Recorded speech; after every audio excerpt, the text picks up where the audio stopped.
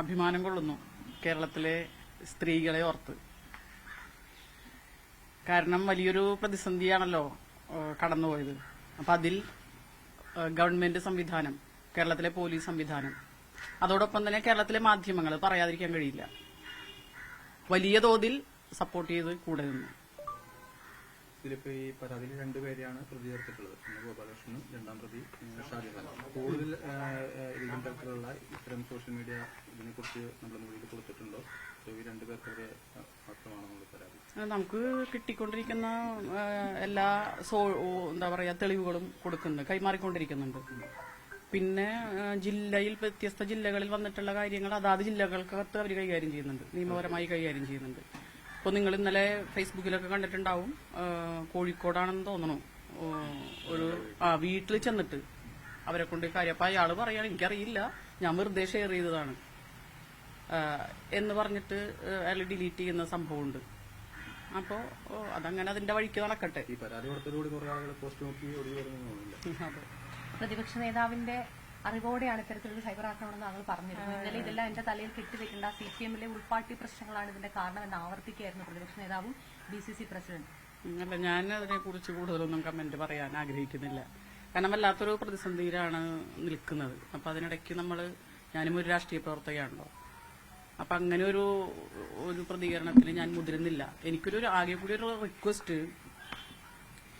ഇത് ഫിഡൽ കാസ്ട്രോയുടെ ഒരു പ്രസംഗമാണ്. ആശയങ്ങളിൽ നിന്നും സംസ്കാരത്തിൽ നിന്നും മാത്രമാണ് വിപ്ലവം പിറക്കുന്നത്. വിപ്ലവം എന്ന് കേൾക്കുമ്പോൾ നിങ്ങൾ തെറ്റിദ്ധരിക്കേണ്ടതില്ല, വലിയൊരു സാമൂഹ്യ മാറ്റമാണ് ഉദ്ദേശിക്കുന്നത്. അത് ക്യൂബയിൽ എങ്ങനെ നടപ്പിലാക്കി എന്ന് പറയുന്ന ഒരു പ്രസംഗമാണ് 1999 വെനീസ്വലയിലെ സർവകലാശാല വിദ്യാർത്ഥികളോട് അവരെ അഡ്രസ് ചെയ്തുകൊണ്ട് നടത്തുന്ന ഒരു പ്രസംഗമാണ്. അപ്പം ഞാൻ ഇത് സൂചിപ്പിച്ചത്, ഞങ്ങൾ വായിക്കുകയും ഞങ്ങൾ ഇതിനെ ബേസ് ചെയ്തുകൊണ്ടുമാണ് സാമൂഹ്യ പ്രവർത്തനവും രാഷ്ട്രീയ പ്രവർത്തനവും ഒക്കെ നടത്തുന്നത്. പക്ഷെ ഞാൻ ഇത് പറയുന്നില്ല. പക്ഷെ ഞാൻ പറയുന്നത്, രാജ്യത്തിന്റെ ആദ്യത്തെ പ്രധാനമന്ത്രിയായിരുന്ന പണ്ഡിറ്റ് ജവഹർലാൽ നെഹ്റു, അദ്ദേഹം സ്വന്തം മകൾക്കയച്ച കത്തുകളുണ്ട്, ഒരച്ഛൻ മകൾക്കയച്ച കത്തുകൾ. ഇത് നമ്മൾ അടിയന്തരമായിട്ട് വായിക്കണം. എല്ലാവർക്കും വായിക്കാവുന്ന പുസ്തകമാണ്. കാരണം നെഹ്റു ഇന്ത്യയിലെ സമൂഹത്തെ പഠിച്ചുകൊണ്ട് എങ്ങനെ ഈ സമൂഹം ഒരു സംസ്കാരമുള്ള സമൂഹമായി മാറണം, അതെങ്ങനെയാണ് കഴിയുക എന്ന് ഈ ഭൂമിയുടെ ഉൽപ്പത്തി മുതൽ, പ്രപഞ്ചോൽപ്പത്തി മുതൽ, സസ്യജന്തു ജീവജാലങ്ങളുടെ ഉൽപ്പത്തി മുതൽ, മനുഷ്യ സംസ്കാരത്തിന്റെ ഉൽപ്പത്തി മുതൽ ഒരു സമൂഹത്തെ എങ്ങനെ കൈകാര്യം ചെയ്യണം, മാറ്റി തീർക്കണം എന്ന് പറയുന്നുണ്ട്. അതിലൊരു കാര്യം ഞാൻ വായിക്കാൻ ആഗ്രഹിക്കുകയാണ്. സംസ്കാരം എന്ന് വെച്ചാൽ എന്താണ്? 11ാമത്തെ അധ്യായമാണ്. പൂർവകാല സംസ്കാരങ്ങളെ പറ്റി ചിലതെല്ലാം നിന്നോട് പറയണമെന്ന് ഞാൻ വിചാരിക്കുന്നു. മഹാനായ പണ്ഡിറ്റ് നെഹ്റു ഇത് അഡ്രസ് ചെയ്യുന്നത് അദ്ദേഹത്തിന്റെ മകളോടാണ്. പക്ഷെ ഞങ്ങൾ ഇത് കാണുന്നത് ഇന്ത്യൻ സമൂഹത്തോടാണ്, എന്നോടുൾപ്പെടെ, നമ്മളോടുൾപ്പെടെ. എന്നാൽ അതിനു മുൻപ് സംസ്കാരം എന്നാൽ എന്താണെന്നുള്ളതിനെ പറ്റി ഒരു സാമാന്യ ബോധം ആദ്യമായി ഉണ്ടായിരിക്കണം.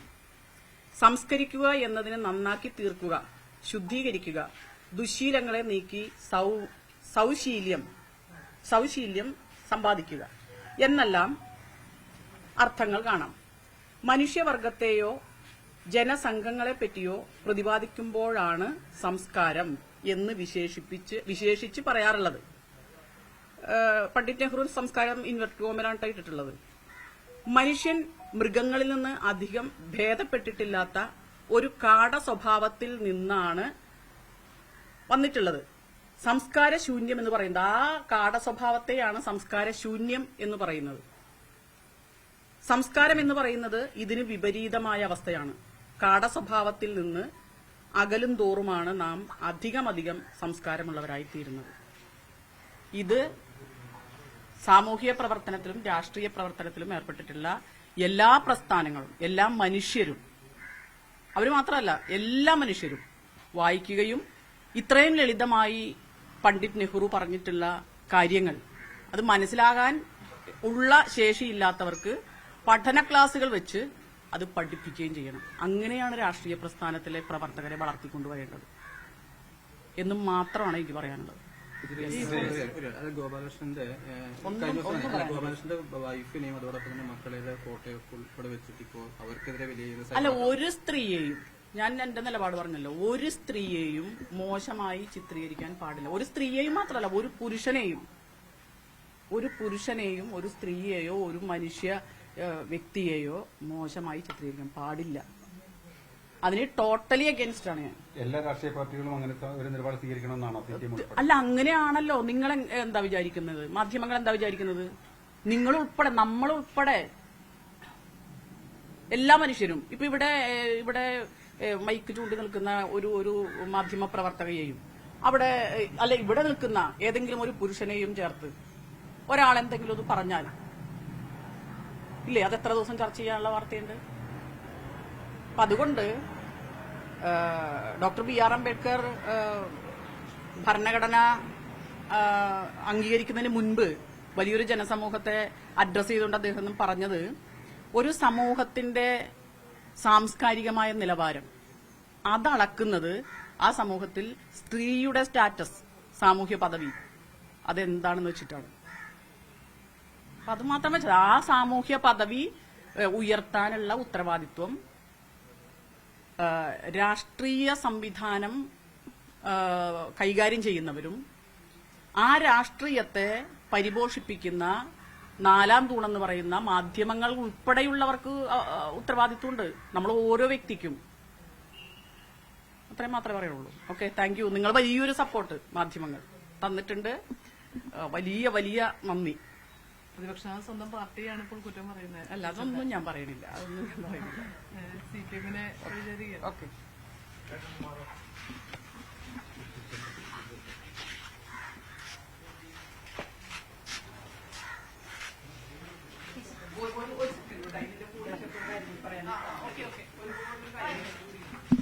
ഞാനിപ്പോ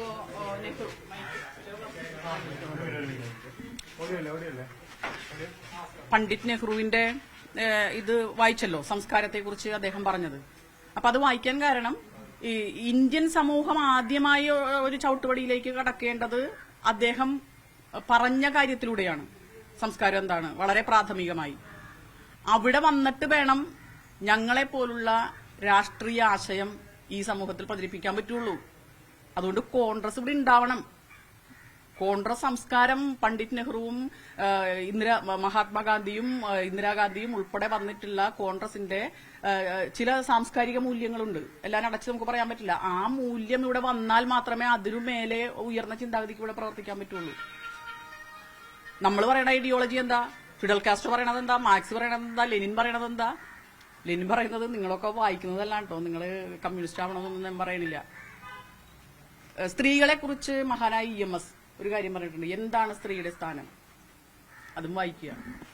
മഹാനായ ലെനിനും ക്ലാര സെത്കിനും തമ്മിലുള്ളൊരു കോൺവെർസേഷൻ ഉണ്ട്, ദ ഇമാൻസിപ്പേഷൻ ഓഫ് വിമൺ. ഇത് സ്ത്രീവാദമൊന്നുമല്ല കേട്ടോ, സമൂഹം ഉയർന്നതിനെ കുറിച്ചാണ്. അപ്പൊ അതിൽ പറയുന്നുണ്ട് എന്തുകൊണ്ട് സ്ത്രീകൾ ഇത്തരം പ്രസ്ഥാനങ്ങളിലും പൊതുപ്രവർത്തനങ്ങളിലും പങ്കെടുക്കണം. സമൂഹത്തിന്റെ മൊത്തത്തിലുള്ള ഉയർച്ച എന്ന് പറയുന്നത് സ്ത്രീകളും പുരുഷന്മാരും ട്രാൻസ്ജെൻഡേഴ്സും ഒക്കെ ഉൾപ്പെട്ടതാണ്. അപ്പൊ അതുകൊണ്ട് മാധ്യമപ്രവർത്തകയായും രാഷ്ട്രീയ പ്രവർത്തകരായും സാമൂഹ്യ പ്രവർത്തകരായും ഒക്കെ സ്ത്രീകൾ ഉയർന്നു വരണം. എന്നാലേ ഒരു ട്രാൻസ്ഫോർമേഷൻ ഉണ്ടാവുള്ളൂ. അതുപോലെ നിരവധിയായ പുസ്തകങ്ങൾ. അപ്പൊ ഇത് ഞാനിത് ആദ്യം പറയുന്നത് നെഹ്റു പറഞ്ഞിട്ടുള്ള ആ ആശയത്തിലേക്കും ആ ലോകത്തേക്കും 1ാം ക്ലാസ്സിൽ വന്നാലല്ലേ 10ാം ക്ലാസ് വരെ എത്താൻ പറ്റുള്ളൂ. അപ്പൊ ആ 1ാം ക്ലാസ് വരെ എത്താനുള്ള ചവിട്ടുപടിയാണ്, സംസ്കാരത്തിലേക്ക് വരാനുള്ള ചവിട്ടുപടികളാണ് രാഷ്ട്രീയ പ്രസ്ഥാനങ്ങൾ എന്നുള്ളൊരു ബോധ്യം എല്ലാ രാഷ്ട്രീയ പ്രസ്ഥാനങ്ങൾക്കും ഉണ്ടാവണം. പ്രത്യേകിച്ച് സ്ത്രീയും പുരുഷനും, പുരുഷ ലൈംഗികത എന്ന് പറയുന്നത് നടു റോട്ടിലിട്ട് വലിച്ചിഴക്കാനുള്ളതല്ല എന്നുള്ള മിനിമം സാംസ്കാരിക ബോധ്യമെങ്കിലും ഉണ്ടാവണം.